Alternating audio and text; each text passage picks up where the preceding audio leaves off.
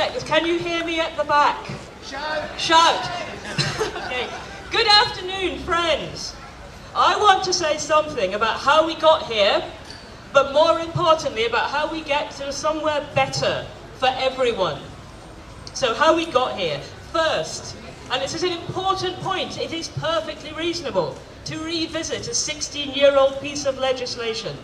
When policymakers and MSPs were told that some people thought the current GRA was not working well, it was reasonable of them to listen.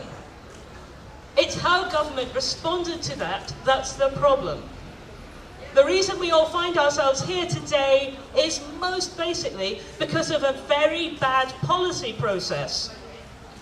It's a policy process which has been one-sided, in which there's been an unquestioning acceptance both of the nature of the problem and the solution put forward to it by one set of interests. It's a process in which there's been no exploration of different options, poor assessment of impact, lack of curiosity about evidence. A process in which several years in, the government is unable to describe clearly what the law currently does before it tries to change it. It's a process where the door has been wide open to one side of the argument for years, while the other has had to lean on the doorbell just to get a conversation over the safety chain in the last few weeks.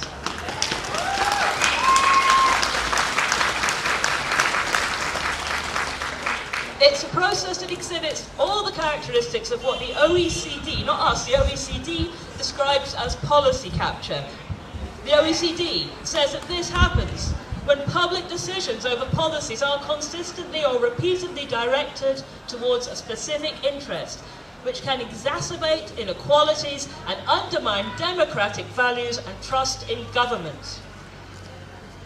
How do we get somewhere better? Well, the OECD can tell us that too. Its prescription is engaging stakeholders with diverging interests, ensuring transparency and access to information, promoting accountability, identifying and mitigating the risk of capture through integrity policies. Now, what could that mean here? It would mean looking at the issue of GRA reform in a process where all interests are properly recognised and represented from the start. All right. Let him go past.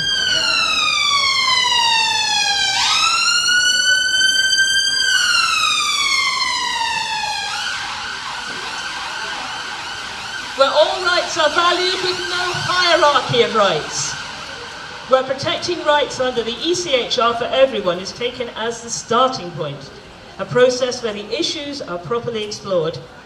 Now that would include disentangling criticism of practical points about the current application process for a GRC from basic objections of principle that campaigners for self-declaration have to the restrictions in the current law. And that is a distinction the Scottish Government has been really poor at recognising.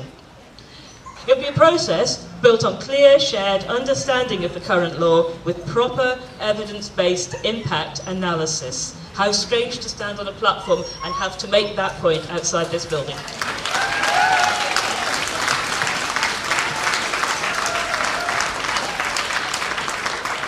And to feel slightly nervous about doing so. How strange. A process that puts right what the evidence now available from the government's own historic files, and I credit here to someone in the audience who's done the work here, show that in the run-up to the original GRA in 2004, the impact on women was given very limited attention and women's interests were not well represented.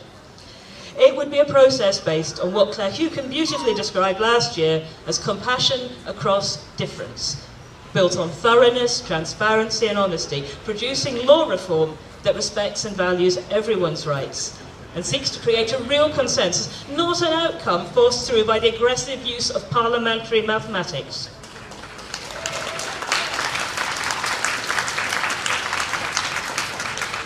And that's what Kath Murray and Lisa Mackenzie and I will argue for when we respond to the consultation on the 17th of March.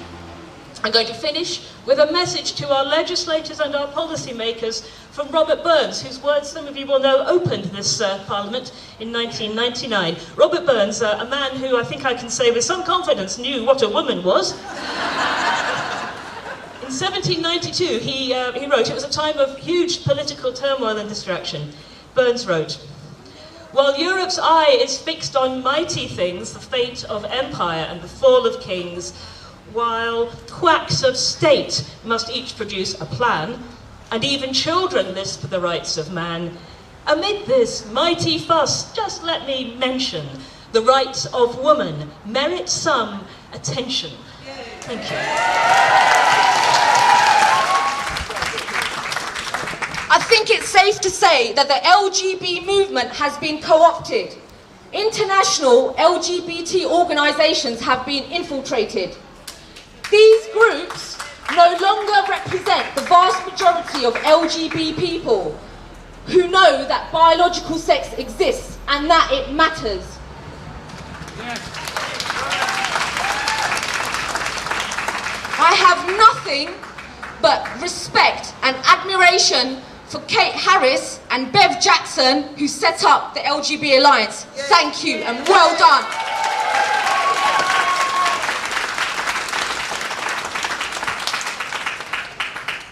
Stop redefining our language. If there is nothing wrong with the word heterosexual, then there is nothing wrong with the word homosexual. Sexual orientation is a protected characteristic in the Equality Act, and nobody has the right to expand that category. Yes. Language is important and meaning matters.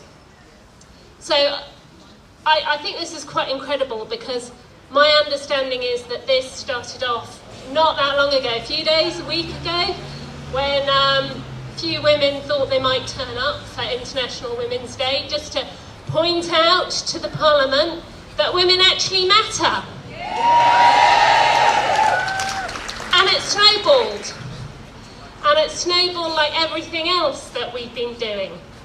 And it's not because, as the people in the back would have you believe, we're all hateful bigots and Nazis and evil and everything else. It's because we wanted to know what the Parliament was going to do to protect women's rights. And women's rights are not hateful.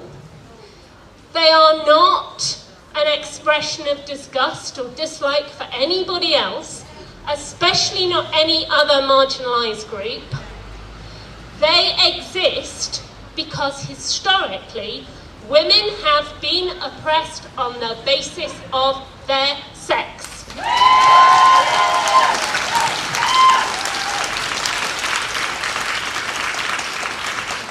And we couldn't get any answers. We couldn't get any answers as to what they were going to do to protect our rights. We couldn't get any answers as to why women needed to be defined in law, why science suddenly was irrelevant, why people who knew what a woman was for hundreds, thousands of years suddenly were a bit confused. And because of that, what started under 2 years ago in almost in despair after the first consultation closed, has snowballed, just like this event today has snowballed. So, what is it that we do stand for? Well, we're a group of feminists, and there are feminists who would describe themselves as radical feminists in our group, women who've stood at Greenham, at Faz Lane, who've got a very long campaigning history for abortion rights. There are even some of us, I'm going to say sorry, who were probably classic liberal feminists in the, yeah, I get a boo, in the old-fashioned sense of liberal feminism, which was about trying to change structures from within rather than ripping them down. And I think we've been betrayed the most, actually, because the radical feminists probably got it right. Actually, some people didn't want to work with us. They just wanted to pretend to ally with us so then they could turn around and give us a good kick in later. But, so, what about this bill? Well, the other thing about the women in our group, by the way, is that we come from and be members of every party that sits in that building there. Every single party. And we've all had fights from within those parties, but we're extremely grateful that there are some MSPs who have stood up, and I think that the Scottish MSPs actually have been really fantastic, and I'd like to give them a round of applause because they needed a lot of support.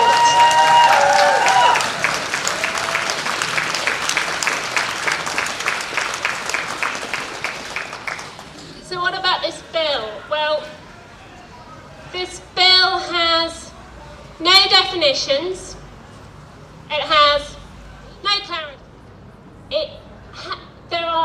The equality impact assessments are rubbish. They ignore real-world examples because they actually prove our point, so they just trash them and say we can't use them. The reports have actually, that they quote in the consultation paper, have sometimes been made to say something they don't. I mean, there's one report where they quote it and say this proves that there's no threat to women's spaces, when it actually says the exact opposite. So I don't know who they're employing to read these things, but I have a suspicion it's not the civil servants, it's probably the lobby groups.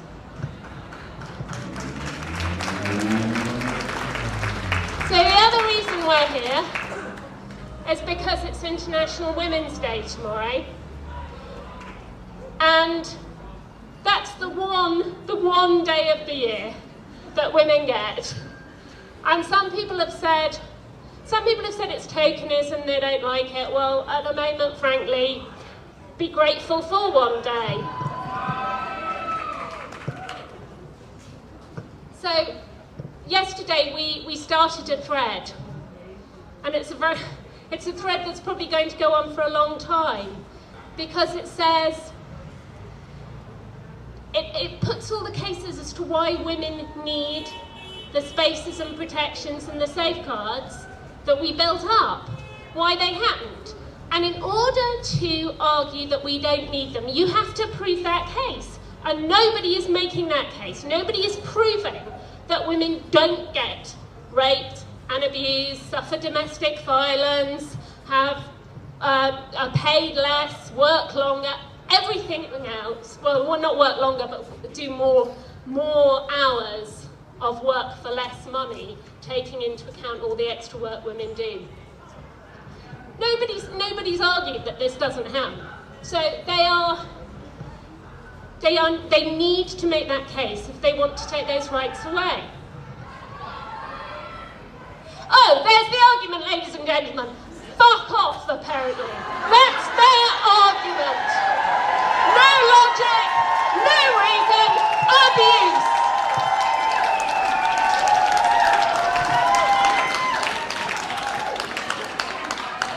So in this thread, there were all the usual examples. But what I found particularly moving, actually, and surprising, was some of the quieter posts. There was a post that mentioned that women's economic freedom was comparatively recently won, that women have only just managed to get, since the 1970s, been able to get credit cards, open bank accounts, take out mortgages in their own name. And there were so many examples underneath that from women who talked about how they haven't been able to buy a fridge or open a bank account, and in one case even take back a kettle. And I think the people who are there shouting don't understand how fragile and recently won these rights were, and how much they have affected so many of the women here.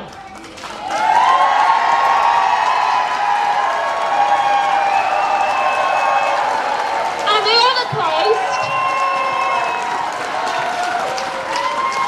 of course in Scotland, that women are frightened to get to and from work. And one woman posted underneath, I think she's here, and it was so moving because she said that she knew a pensioner who got up at 4 a.m. every day to take her daughter, because she was a low-paid cleaner, to work, because otherwise she was too terrified to get to work. That's the reality of women's world. And that is why women still deserve rights and we still deserve protection.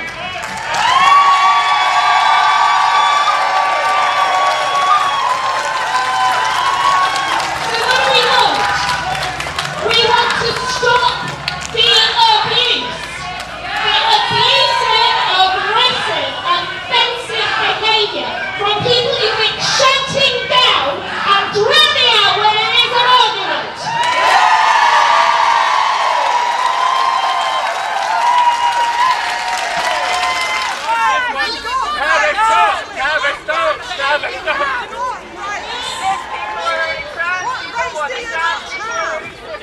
Remember that. We don't hate you. We don't hate you. Why do you hate us? Why do you hate you? You silly bugger. Why do you hate us? We don't hate you.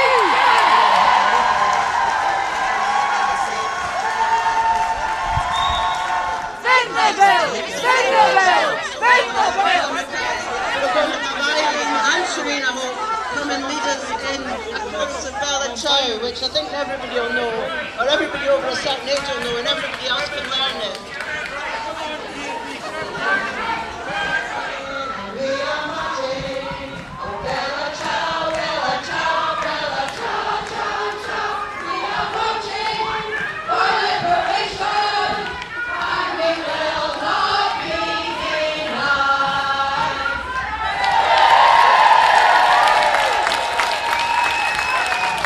The Scottish Government has recently clarified that the use of single-sex exemptions did not remove eligibility for funding. Why then are so few women's organisations and services not implementing them? Perhaps it's because they believe it is costless. The trans individuals are so few and far between that it doesn't really matter. But GRA reform will open these spaces up to anyone who can fill in a form and wait 6 months. It will be a green light for predators. It will allow teenagers to change their legal sex. We will see the already growing number of detransitioners increase. It will criminalise false declarations. But how will this be proven? How will this be enforced? Abusers of the system can just claim detransition after they have abused. How are these vulnerable women going to come forward with these test cases? We all have the right to freedom of expression and assembly. To ask freedom for women is not a crime. To discuss laws is not prejudice. Women's rights need strengthening. We do not need them trampled with GRA reform. If this bill goes ahead, it will be a disaster. Lesbians and gay men have warned you. Detransitioners have warned you. Transsexuals are warning you. But ultimately, women have warned you. And as feminists, we really are sick of being right all the time. I will finish with the words of Magdalene Burns, who really should have been here today. If only a few splintered female voices are powerful enough to shake the foundations of male supremacist order, such that it aggressively seeks to silence us, think what more women can achieve united. Thank you. Okay, the next speaker is Victoria here, so give her a big welcome. Victoria, less than a week ago, started organising for this event today, and it's grown enormously. So give Victoria a big welcome and don't let her be drowned out. Last Monday I rang the Parliament police and said we might be 30 nervous women handing out leaflets. I'm just going to read what I've written out. Hang on. I wrote this after listening to the exchange in Holyrood on March the 4th, 2020, 3 days ago, in which the impassioned and eloquent Elaine Smith MSP asked that cis, as previously used by Patrick Harvey MSP, be understood as a term which is offensive to many women, minimising minimizing and even erasing sex-based oppression, and that cis not be used in the chamber. Elaine asked that women be allowed to call ourselves women.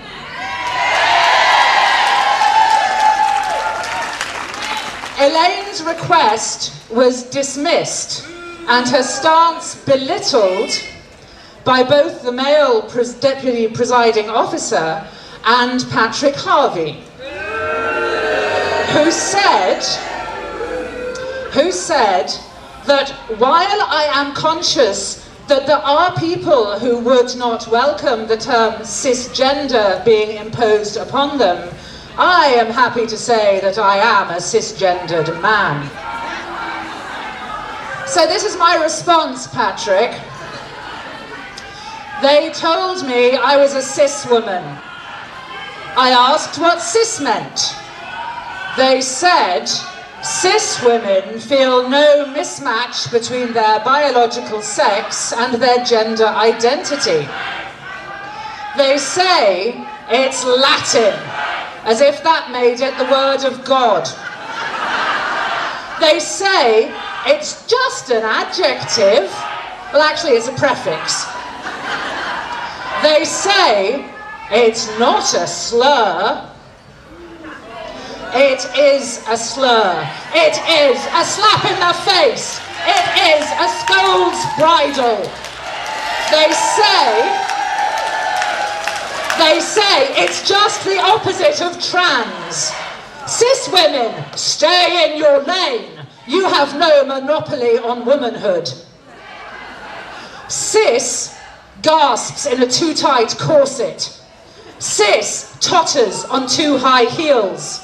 Cis calls her makeup her face and won't leave the house without it. Cis women feel no mismatch between their biological sex and their gender identity. No speed bumps or potholes or square pegs in round holes. Cis women flow effortlessly from childhood into womanhood. No need for de Beauvoir, no painful becoming, just sleep waltzing into full femininity. Cis women know what to do with their hair, it's instinctive. No effort, no burden, no caricature. It's never a drag.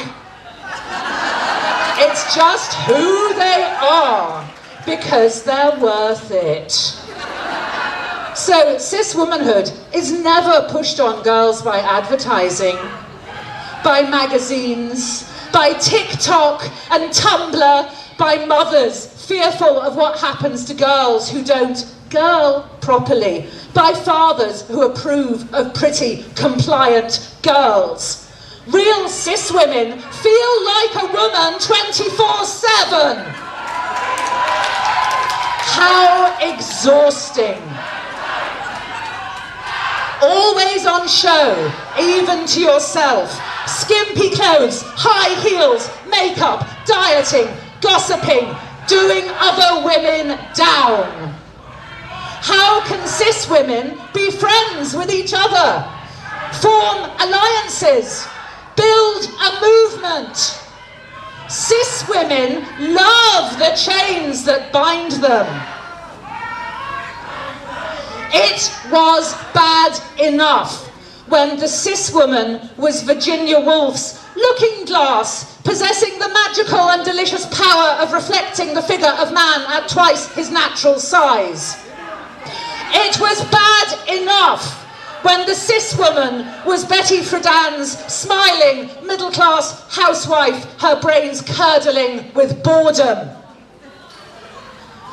No wonder in this sadistic, porn-sick world we have not built. We are ordered to be cis women. When "choke me daddy" is a Twitter hashtag and a schoolyard catchphrase, it was bad enough. But now, cis women feel no mismatch between their biological sex and their gender identity. No mismatch between their biological sex and their drag act. No mismatch between their biological sex and their oppression. So, Patrick, you're a happy cisgendered man. Yes, I believe it. You're happy celebrating your place at the top of the hierarchy, shouting women down.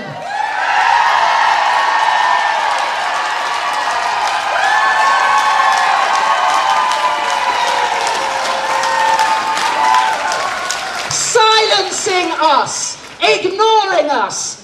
Fine, Patrick, you do you. But we won't shut up, and we won't lie down.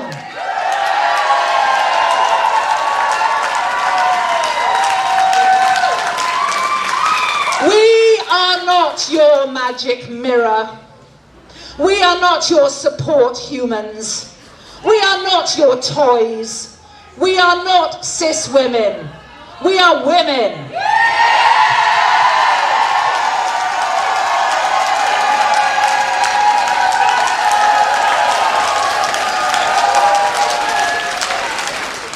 So the next speaker I have is Shereen, who is an educationalist, she's an academic, she's a trade unionist, and she has faced enormous pressure in just actually standing up for the truth, in standing up for children's rights, in standing up for academics' rights. So welcome, Shereen.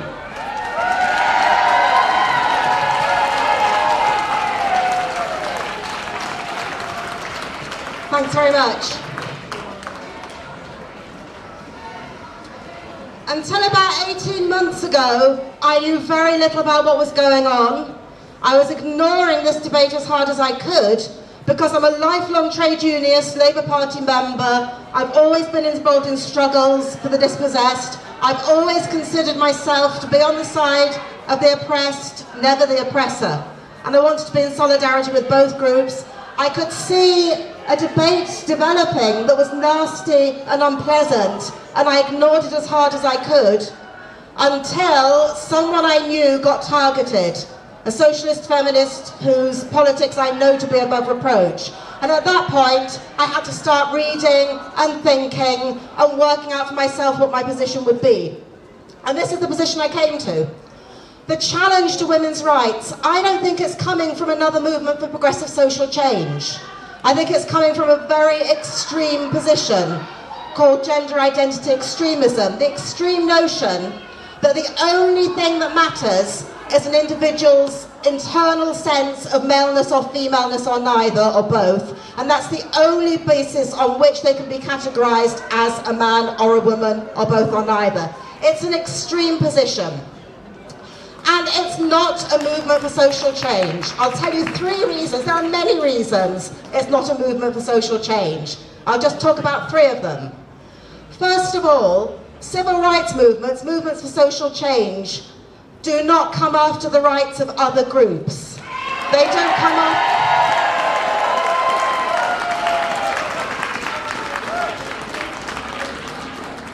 What we're up against here is a movement that's seeking to appropriate our rights, our history, and the language that we use to describe ourselves and to name our oppression.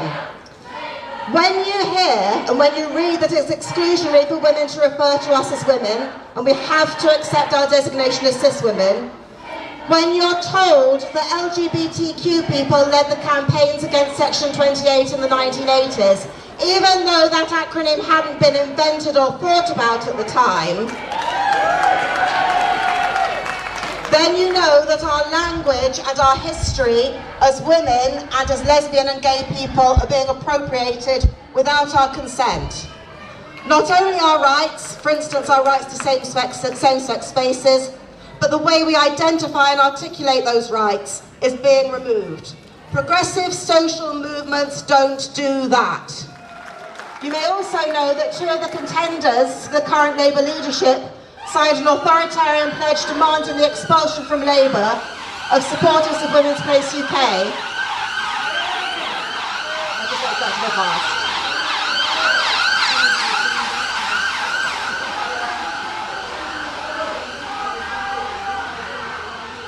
So 2 of the contenders for the Labour leadership signed an authoritarian pledge demanding the expulsion from Labour of supporters of Women's Place UK, which is a feminist group run by socialist and trade union women.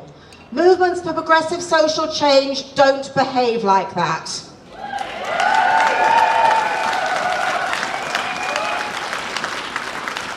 Thirdly, and this is the last one, what we're up against is a divisive individualist worldview in which class interests are irrelevant and what counts is the individual who's master, and I do use that word advisedly, master of their destiny. Movements for progressive social change start from an analysis of structural oppression, like social class or females as a biological class. They identify distinct needs and interests of those groups and seek to build alliances of solidarity between them. They don't treat humanity as an undifferentiated, formless mass of individuals, each somehow creating their own reality. Social movements don't do that.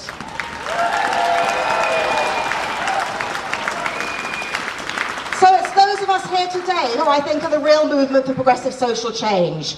We're fighting to retain the rights that our mothers and grandmothers won for us. The rights that we thought until recently were in the bag and won for good. But there's more still to do. The original demands of the 1970s women's movement haven't been met.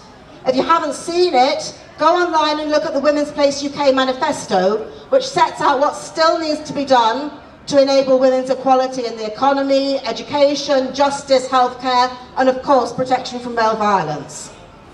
And I just want to end by paying tribute to everyone who's come here today. Some of us are seasoned activists, others on their first demonstration, and everything in between. And for everyone here today, there are others too nervous to come, people who didn't feel able to get here. Too many people at risk of being targeted by extremists, or disciplined at work, or falling out with family, simply for saying that biology matters and women are oppressed because of our sex. Whatever we feel able to do, whoever we feel able to speak to, wherever we feel able to make our voices heard, all of our voices matter, all of our voices are important, and together, we've got this. Thank you. Okay, everybody, that's just about us now.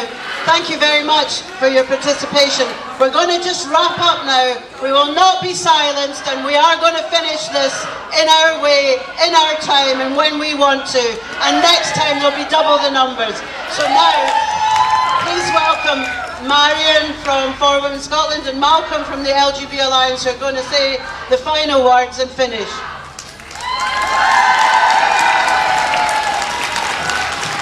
Hello, hello. Hi! It's Wonderful.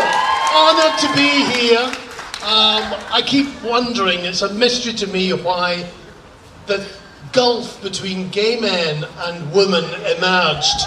It's astonishing. If 20 years ago anybody had said that gay men would be associated with misogyny and that they'd be trying to clamp down on women's rights, I would have said that's absurd, that's some kind of science fiction. And yet, as we can see behind us, there's a whole bunch of gay men and their hangers-on who have somehow delved into misogyny. I'd like to apologise on their behalf.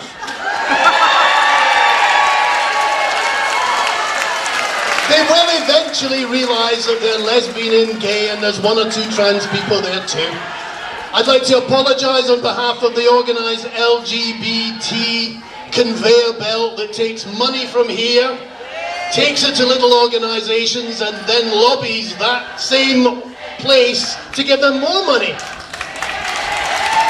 I'd also like to say that this, of course we're here to oppose the GR reform, but we should see it as the beginning, not the end, because what it's done is it's exposed contradictions and stupidities in the law. We have to make sure that biology is enshrined in the Equality Act properly. We have to root out gender identity as a ridiculous, oppressive concept. And what is a gender spectrum? If anybody can explain it to me, then we can root that out as well. Anyone? And we should also make sure that no more drag queens go into primary schools. We don't send stripograms into primary schools. Why would we send drag queens into primary schools? I shall hand over to the wonderful, incomparable Marion, who organised this in 4 days or 5 days. And thank you for being shoulder to shoulder with LGB Alliance. It's much appreciated. Thanks, Malcolm. I would just like to say thank you to every single one of you that has attended today. I know for a lot of you it'll be their first time at any demonstration. Hopefully this will just be the one of many. So I look forward to seeing you all many times and being far bigger than this. While we're here, though, is to remember that the consultation is ongoing. It finishes on March the 17th. I hope you felt inspired by our speakers from today. I'd like to thank each and every one of them. I hope that you will go off and speak to your colleagues, your family members, sit down. I hope you've actually picked up some of our flyers from our desk there and actually take them into your workplace, and don't be afraid to actually speak out on this. Apart from for Women's Scotland and LGBT Alliance, there was also many other kind of women's groups that here today that actually also arranged and did all the donkey work behind the scenes. So thank you to each and every single one of you. And I'd just like to kind of finish off with something I've just been thinking about. Wrong side of history, my arse.